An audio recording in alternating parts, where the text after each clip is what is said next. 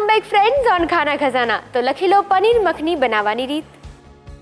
પનીર મખની બનાવવા માટે તમને જોઈશે તેલ 2 ટીસ્પૂન, આદુ લસણની પેસ્ટ 1/2 ટીસ્પૂન, લાલ મરચાંનો powder 1 teaspoon, tomato puree 2 cup, butter 1 teaspoon, કાજુની પેસ્ટ 1 ટીસ્પૂન, પાણી 3 ટેબલસ્પૂન, પનીરના ટુકડા 100 ગ્રામ, મીઠું અડધી ટીસ્પૂન, ક્રીમ 2 ટેબલસ્પૂન, મધ અડધી ટીસ્પૂન, કસૂરી મેથી અડધી ટીસ્પૂન, ગાર્નિશિંગ માટે ક્રીમ.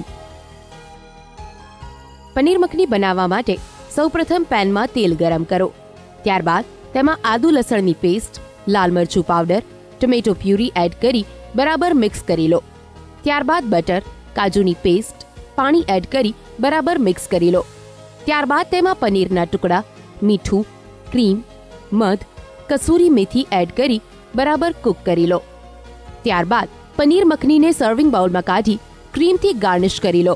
તો તૈયાર છે પનીર મખની.